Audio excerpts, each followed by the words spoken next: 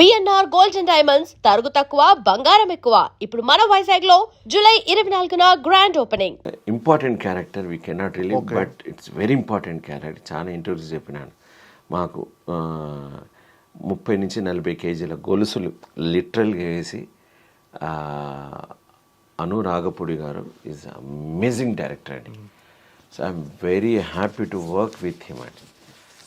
డీటెయిల్డ్గా నేను స్టేజీ మీద పెర్ఫార్మెన్స్ మైమ్ షో చేస్తే డైరెక్ట్ ఆడియన్స్తో ఉన్నటువంటి ఒక లింక్ ఉంటుంది. ఆ ఆనందం ముందు ఏ ఫీల్డ్ పనికిరాదు ఆ చప్పట్లకు అలవాటు పడిన వ్యక్తికి. అదే ఫీలింగ్ నాకు ఈ ఫౌజీ మూవీ ఇస్తుంది. ఈ అను రాఘపూడి గారి దర్శకత్వంలో చేస్తున్నటువంటి ఆ మూవీ సెట్లోకి నేను వెళ్ళినప్పుడు ఆ ఫీలింగ్ కలుగుతుంది. వెన్ ఐఎమ్ వర్కింగ్ నాకు షార్ట్ అని చెప్పినప్పుడు చాలా తక్కువ పాటే చేసే ఇప్పటిదాకా, కానీ అది అంత తృప్తి నిజాయితీకి ఇచ్చింది. I'm eagerly waiting. అందుకే నాకు ఎన్ని సినిమాలు వచ్చినా పోగొట్టుకోవడానికి సిద్ధంగా ఉన్నాను. ఎందుకంటే హీస్ డెడికేషన్ చూశాను. అతని యొక్క డెడికేషన్, అక్కడ డిఓపి గారి వర్క్ అమేజింగ్ సార్. ఓకే, అంటే ప్రభాస్తో కాంబినేషన్ సినిమా, ప్రభాస్ గారితో కాంబినేషన్ సీన్స్ ఉంటాయన్నారు. ఉంటాయి. పెద్ద సినిమా, ఒక 120 రోజుల వర్క్. ఇప్పటిదాకా ఒక 30 days చేసాం.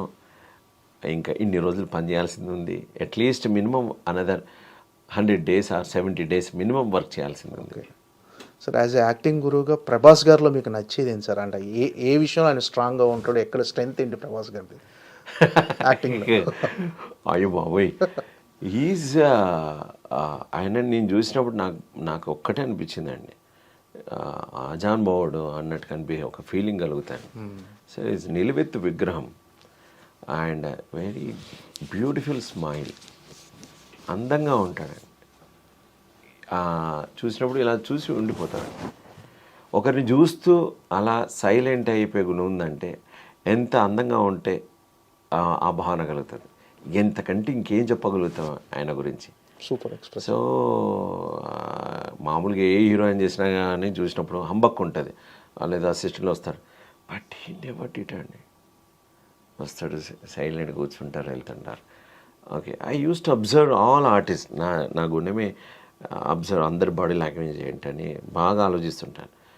బట్ ఐ నెవర్ సీ ఒక అహంకారం ఉన్న ఫీలింగ్ కానీ అస్సలు లేదండి. అది చూడగానే సత్వగుణం కలుగుతాయండి. ఎంత స్మూత్ అనే ఫీలింగ్ కలుగుతుంది. ఓకే, నాకు వారితో పరిచయం ఇంకా కాలేదు, బట్ డెఫినెట్లీ ఖచ్చితంగా భవిష్యత్తులో పరిచయం అవుతారు. కానీ నాకు కలిగినటువంటి అద్భుతమైనటువంటి ఫీలింగ్ అదండి. అంటే ఫౌజీ గురించి ఇప్పటివరకు మీరు చెప్పారు, అంటే అను రాఘపూడి గారు ఎంత అద్భుతంగా తెరకెక్కిస్తారు ఆ సినిమా గురించి చెప్పారు. అది ఎలాంటి సెన్సేషన్స్ క్రియేట్ చేయబోదని ఎక్స్పెక్ట్ చేస్తున్నారు? నేను ఇప్పటిదాకా సినిమాలు ఏ విధంగా చూసాను, చరిత్ర తిరగ రాస్తుందండి. ఓకే, ఇలాంటి డైలాగ్స్ మామూలుగా ప్రతి ఒక్కరూ సినిమాలు చెప్తారు. నా ఇన్నర్ కాన్షియస్ చెప్తాను. ఇది నేను ఒక ఆర్టిస్ట్గా చెప్తున్నాను. మా శ్రమ మామూలు శ్రమ కాదు. ఆయన విజువలైజేషన్కి పీక్కి వెళ్తుంది, మామూలు పీక్ కాదు.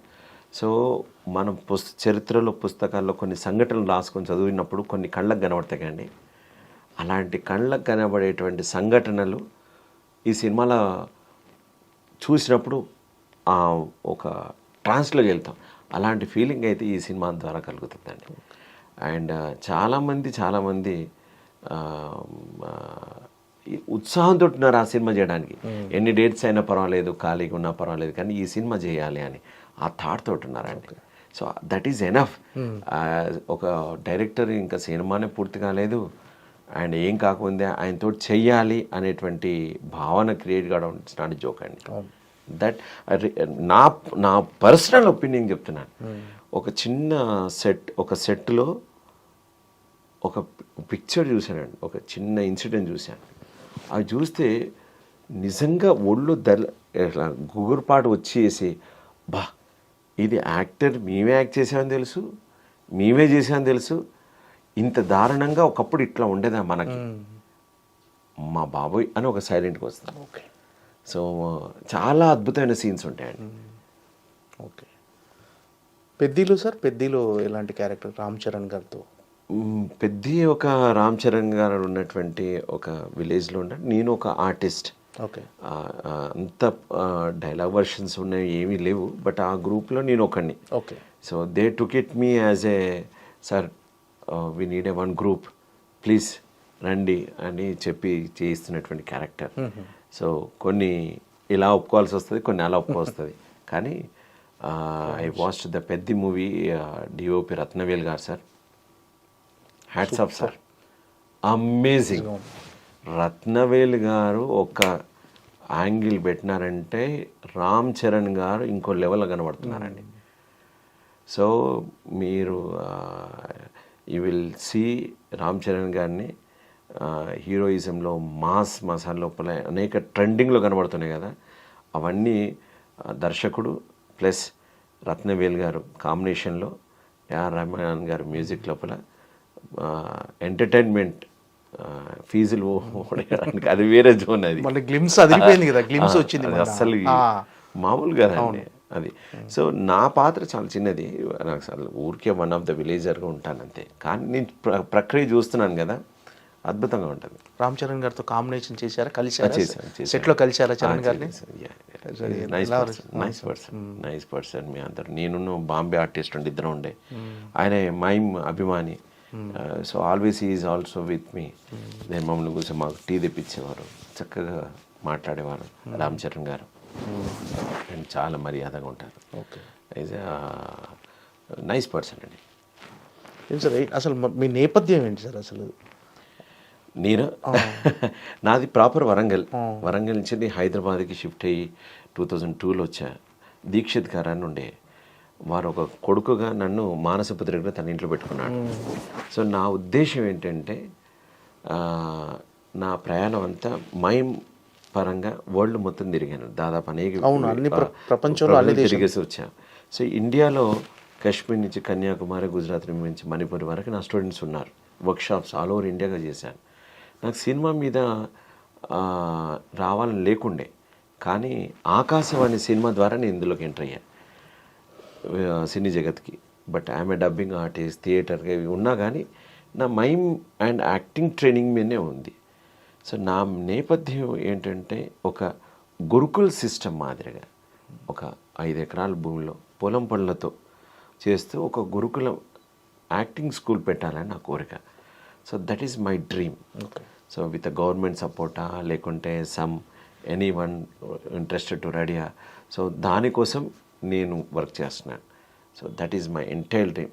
ఎవరైనా నేర్చుకోవాలన్నప్పుడు అతని దగ్గర డబ్బు లేకపోవచ్చు కానీ ఉత్సాహం ఉంది, అతని డబ్బు ఉండొచ్చు, సరైన గైడెన్స్ లేదు.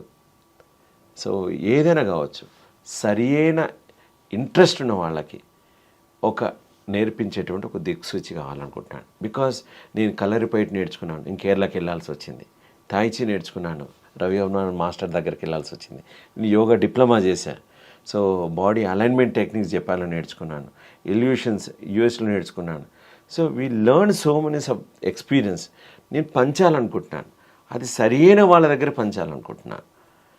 సో సరైన వాళ్ళ దగ్గర పడితే వాళ్ళ లైఫ్ లోపల వాళ్ళు అనుకునే దానికి ఈ యాజ్ అన్ ఆర్టిస్ట్గా తయారు కావడానికి కావాల్సినటువంటి ఒక మార్గం ఏర్పడుతుంది నా బాధ.